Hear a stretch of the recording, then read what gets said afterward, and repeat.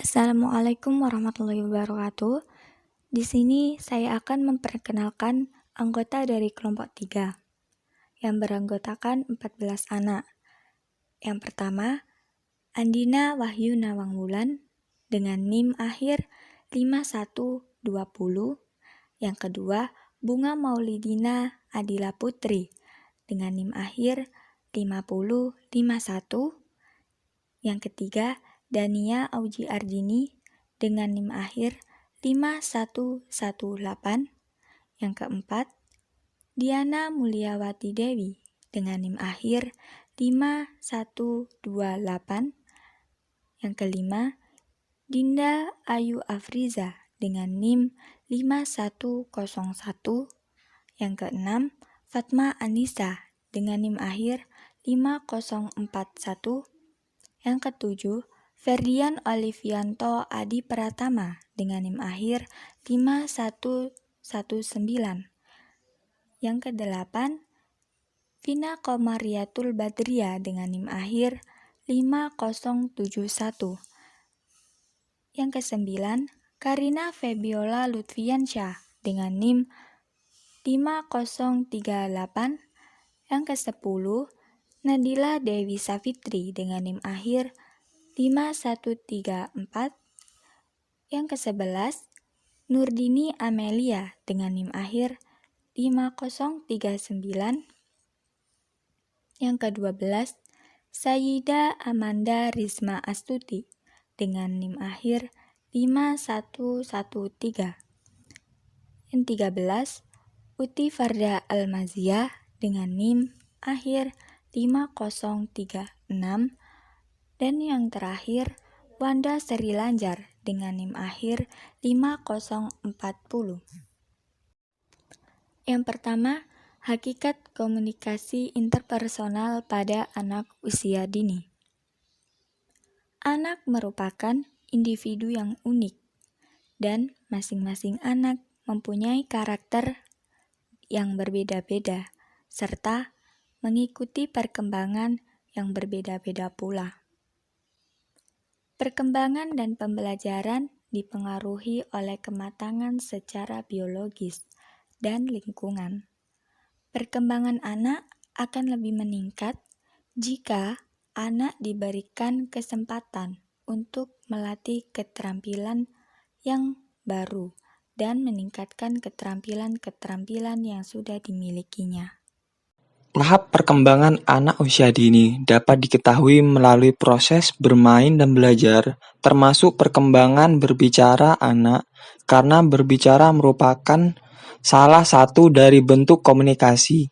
Komunikasi memiliki arti penting dalam proses pendidikan anak. Menurut Harlock, masa awal 2-14 tahun, anak memiliki keinginan yang kuat untuk berbicara. Hal ini disebabkan oleh dua hal, yaitu belajar berbicara merupakan sarana pokok dalam bersosialisasi, dan belajar bicara merupakan sarana untuk memperoleh kemandirian. Penerapan yang dapat dilakukan.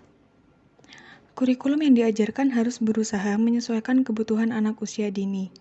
Dalam proses menerapkan dan mempraktikkan dapat dilakukan dengan pendekatan psikologi menggunakan teori konstruktivisme Piaget dan Lev Vygotsky. Anak belajar dengan mengkonstruksi atau membangun pengetahuan sendiri melalui pengalaman dan interaksi langsung dengan objek dan lingkungannya. Pendekatan ini dipilih karena berhubungan dengan komunikasi pembelajaran pada anak usia dini. Komunikasi efektif sebagai langkah strategis dalam merangsang pengembangan anak secara optimal. Yang selanjutnya yaitu langkah-langkah dalam mempraktikkan dan menerapkan komunikasi pada anak usia dini. 3 keahlian inti menurut teori Vygotsky. Yang pertama, keahlian kognitif anak dapat dipahami, dianalisa, dan diinterpretasikan secara pengembangan. Yang kedua, kemampuan kognitif dimediasi dengan kata, bahasa, dan bentuk diskursus.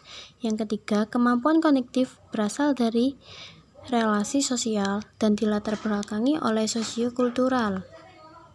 Selanjutnya adalah menurut Kolyubi, komunikasi adalah suatu proses pemindahan atau penyampaian warta atau berita atau informasi yang mengandung arti dari satu pihak kepada pihak lain dalam upaya mencapai saling pengertian. Sedangkan menurut Kriantoro menyatakan bahwa komunikasi merupakan proses pertukaran tanda dan lambang dalam kehidupan manusia. 5 indikator komunikasi efektif menurut Suranto tahun 2005. Yang pertama, ada pemahaman. Kemampuan memahami pesan secara cermat sebagaimana dimaksudkan oleh komunikator. Yang kedua, ada kesenangan, yakni apabila proses komunikasi itu selain berhasil menyampaikan informasi, juga dapat berlangsung dalam suasana yang menyenangkan kedua belah pihak. Yang ketiga, ada pengaruh pada sikap. Apabila seorang komunikan setelah menerima pesan kemudian sikapnya berubah sesuai dengan makna pesan itu. Yang keempat, ada hubungan yang semakin baik, bahwa dalam proses komunikasi yang efektif secara tidak sengaja meningkatkan kadar hubungan interpersonal. Yang terakhir, ada tindakan. Kedua belah pihak yang berkomunikasi melakukan tindakan sesuai pesan yang dikomunikasikan. Hal-hal yang harus dipenuhi dalam berkomunikasi efektif dengan anak didik. Yang A. Berkomunikasi dengan dukungan atau penerimaan. Jika anak mengetahui bahwa kita menerima apa adanya, hal itu akan memungkinkan si anak untuk tumbuh, berubah, dan merasa nyaman akan dirinya sendiri. Yang B. Gunakan pintu pembuka. Pintu pembuka maksudnya adalah kita berbicara kepada anak untuk membuka percakapan, sehingga mendorong anak agar berbicara lebih banyak, berbagi ide dan perasaan. Yang C. Mendengarkan dengan penuh perhatian. Mendengarkan dengan penuh perhatian merupakan hal yang tidak bisa dilepaskan dari kebiasaan anak. Mereka pada saat tertentu menginginkan apa yang dibicarakan supaya diperhatikan dan didengarkan. Lalu yang D. Gunakan pernyataan kamu untuk merefleksikan ide dan perasaan anak. Kata kamu menggambarkan perasaan anak dan mendorong untuk mengekspresikan perasaannya yang sedang tidak enak. Jika anak diberikan kesempatan untuk mengungkapkan kekesalan atau perasaan-perasaan lain yang mengganggu dalam dirinya, maka semua yang dirasakan menjadi hilang. Tetapi apabila semua perasaan tidak dapat diungkapkan, dapat merusak diri mereka sendiri. Yang E. Hilangkan kata jangan atau tidak. Katakan kepada anak apa yang harus dilakukannya, daripada mengatakan apa yang tidak boleh dilakukan. Menghilangkan kata jangan memang sulit, khususnya bagi orang dewasa yang sudah terbiasa menggunakannya. Perubahan yang dilakukan membutuhkan proses dan latihan-latihan, sehingga menjadi sebuah kebiasaan baru. Yang F. Menggunakan kata-kata saya untuk mengutarakan pikiran atau perasaan. Pernyataan saya merupakan pernyataan fakta. Pernyataan tersebut menginformasikan kepada anak bagaimana tingkah lakunya berakibat pada perasaan orang dewasa. Seringkali anak-anak tidak tahu bagaimana tingkah lakunya berakibat kepada orang lain. Yang G. Berkomunikasi dengan pandangan mata sejajar. Kontak mata dapat meningkatkan komunikasi. Jika anak berbicara dengan anak yang masih sangat kecil, perlu untuk membungkuk atau berlutut sampai sejajar dengan si anak atau duduk bersama. Orang dewasa terkadang tidak menyadari bahwa ukuran badan mereka menimbulkan efek terhadap si anak. Yang H. Mencoba untuk tidak menginterupsi dan memarahi anak ketika anak sedang bercerita.